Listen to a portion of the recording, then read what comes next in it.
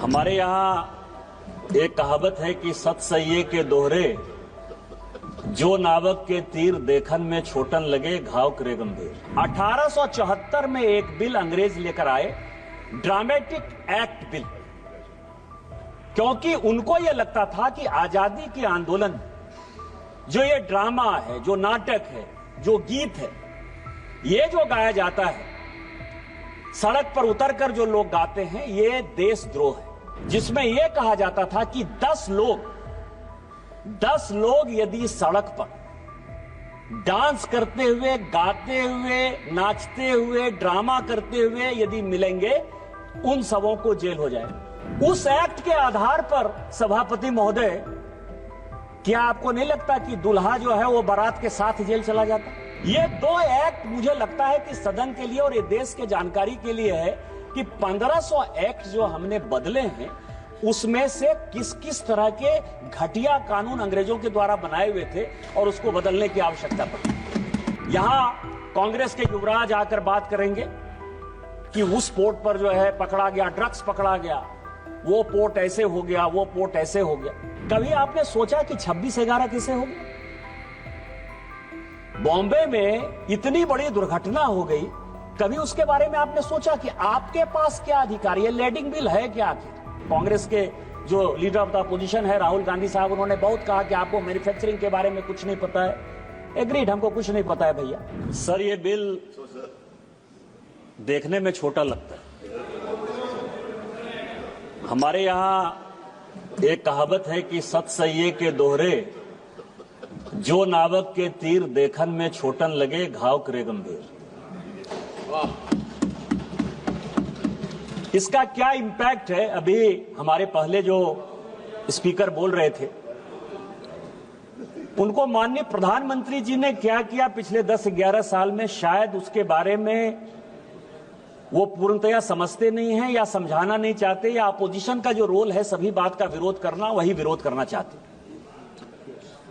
ये 1876 का एक्ट है और इस बीच में भारत सरकार ने इस सदन की जानकारी के लिए 1876 के एक्ट के बाद 3 बार इंटरनेशनल कमिटमेंट किया। एक 1921 में जब अंग्रेज यहां थे, ब्रसेल्स का समझौता हुआ और उसने कहा कि लेडिंग बिल के ड्राफ्ट को हम बदलेंगे।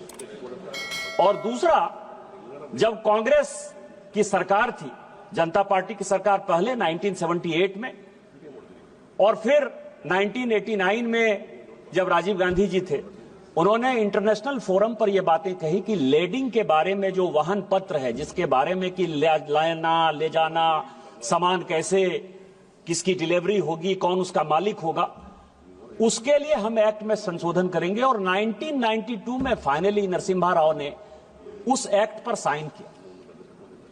1921 से लेके आज तक 2025 तक किसी भी सरकार ने यह नहीं सोचा कि 1876 के इस एक्ट को बदलना है। अभी रिपीलमेंट की बात हो रही थी सभापति महोदय, इस सदन की जानकारी के लिए, मैं उसमें पढ़ना नहीं चाहता था, लेकिन प्रेमचंद्रन जी आपके जानकारी के लिए, क्योंकि आपने कहा कि सरकार वाहवाही लेती है कि 1500 बिल उसने पास कर दिए, मतलब रिपील कर दिए, खत्म कर दिए अंग्रेजों के समय के। मैं आपको केवल 1874 का, इस सदन की जानकारी के लिए और इस देश की जानकारी के लिए, 1874 में एक बिल अंग्रेज लेकर आए, ड्रामेटिक एक्ट बिल, क्योंकि उनको यह लगता था कि आजादी के आंदोलन, जो ये ड्रामा है, जो नाटक है, जो गीत है, ये जो गाया जाता है, सड़क पर उतरकर जो लोग गाते हैं, ये देशद्रोह है। और उन्होंने एक ड्रामेटिक एक्ट बिल बनाया 1874 में, जिसमें यह कहा जाता था कि 10 लोग यदि सड़क पर डांस करते हुए, गाते हुए, नाचते हुए, ड्रामा करते हुए यदि मिलेंगे, उन सबों को जेल हो जाए।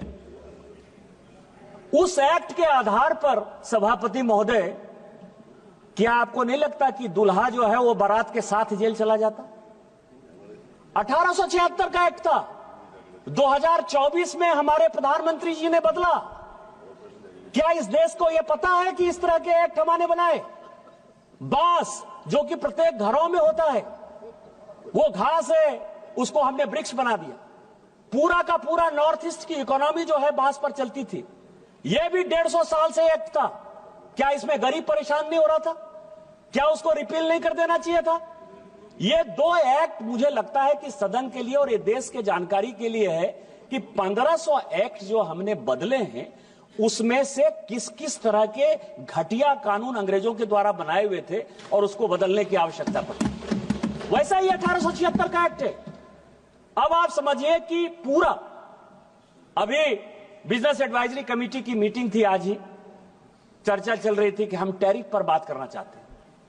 यहां कांग्रेस के युवराज आकर बात करेंगे कि उस पोर्ट पर जो है पकड़ा गया, ड्रग्स पकड़ा गया, वो पोर्ट ऐसे हो गया, वो पोर्ट ऐसे हो गया। कभी आपने सोचा कि 26/11 कैसे हो गया? बॉम्बे में इतनी बड़ी दुर्घटना हो गई, कभी उसके बारे में आपने सोचा कि आपके पास क्या अधिकार? ये लेडिंग बिल है क्या आखिर? इस साल से लेके पिछले साल, पिछले 4-5 साल में यदि आप देखेंगे तो इस देश में लगभग 50,000 करोड़ का ड्रग्स जो है पकड़ा गया। ड्रग्स, हेरोइन ड्रग्स, जो हमारे युवाओं को नुकसान पहुंचा रहा है।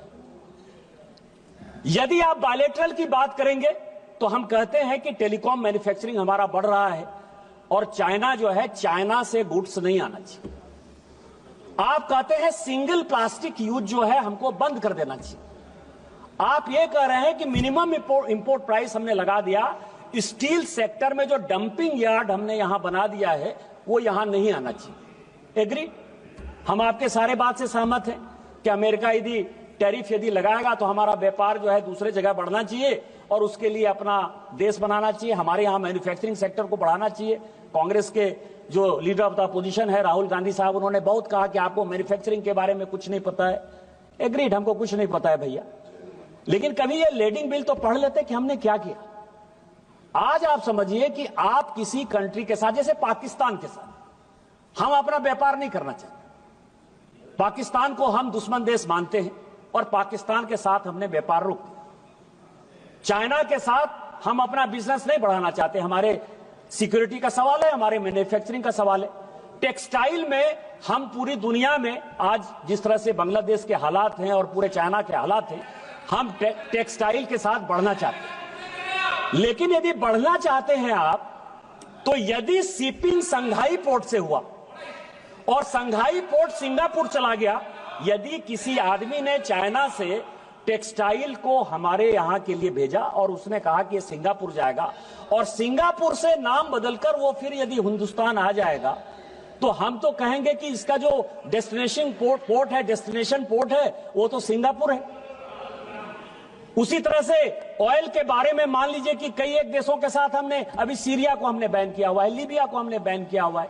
हमारे यहां फर्टिलाइजर की बहुत कमी है। फर्टिलाइजर का जो जिससे बनता है फर्टिलाइजर, चाहे नाइट्रेट हो चाहे फॉस्फेट हो, ये यदि आता है तो उसमें कई एक जगह बैन है। तो जो पोर्ट है, कहां से ये कंसाइनी को दिया गया, कहां शिप पर ये लोड हुआ, कितना केजी लोड हुआ, कहां से ये शिप कहां गया, उस शिप से फिर वो भारत में किस तरह से आया, या भारत में जो लोड हुआ। जैसे मैं आपको बताऊं कि ब्लैक मनी की बहुत बात होती है इस देश में। ब्लैक मनी के बारे में 72-73 का जो रिपोर्ट है और 2012 में इसी सदन में जो ब्लैक मनी पर माननीय प्रणब मुखर्जी साहब ने, तत्कालीन वित्त मंत्री जी ने, जो बाद में राष्ट्रपति हुए, उन्होंने जो व्हाइट पेपर जारी किया, व्हाइट पेपर में उन्होंने कहा कि ब्लैक मनी जनरेट होने का सबसे बड़ा साधन 85% इस देश का ब्लैक मनी केवल और केवल इंपोर्ट और एक्सपोर्ट से हुआ। इंपोर्ट और एक्सपोर्ट का जो बिल है, उसके बारे में कभी सोचा है आपने कि हम यहां से भेज रहे हैं, मान लीजिए कि टेक्सटाइल भेज रहे हैं और वहां से जो है आर्म्स का हमने ले लिया ऑर्डर कि हम जो है स्टील की फैक्ट्री ला रहे हैं जी, आर्म्स खरीद कर ला रहे हैं जी, या कोई भी चीज ला रहे हैं। इसके बारे में इस देश में 1876 से लेकर आज तक एक बहुत बड़ा वैक्यूम रहा।